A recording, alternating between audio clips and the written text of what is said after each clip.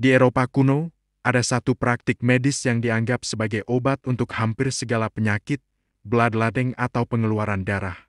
Dari abad pertengahan hingga abad ke-19, banyak dokter percaya bahwa penyakit berasal dari kelebihan darah atau ketidakseimbangan cairan tubuh.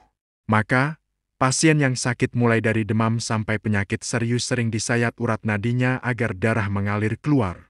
Praktik ini kadang memang memberi efek sesaat, tapi tidak jarang justru memperburuk kondisi, bahkan berakhir dengan kematian.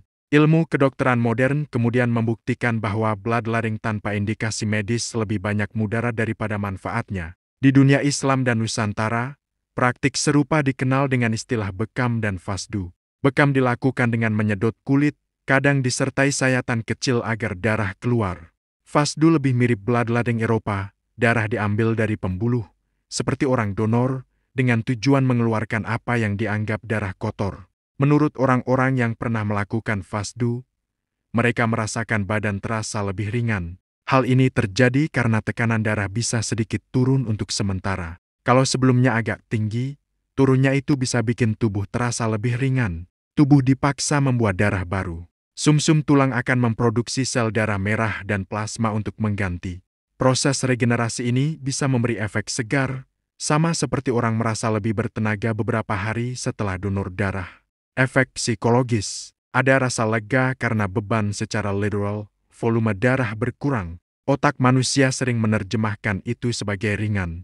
Sebagian orang yang melakukan fasdu mengutip hadis Nabi Muhammad. Dalam Sahih Bukhari disebutkan, kesembuhan itu ada dalam 3 hal, minum madu, sayatan alat bekam, dan kei dengan api panas.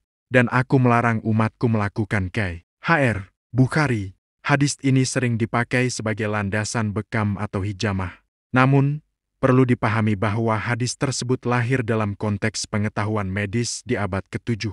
Nabi tidak datang membawa ilmu kedokteran, melainkan menyampaikan bahwa cara-cara pengobatan yang dikenal masyarakat saat itu bisa dimanfaatkan. Bekam mungkin memberi manfaat, terutama untuk rasa pegal atau nyeri, tapi bukan berarti menjadi terapi utama untuk semua penyakit. Dalam dunia modern, kita mengenal donor darah, sebuah proses yang mirip fasdu. Dan orang-orang yang pernah melakukan donor darah mereka akan merasakan badan lebih ringan setelah mengeluarkan sebagian darah melalui donor darah. Disinilah bedanya dengan fasdu.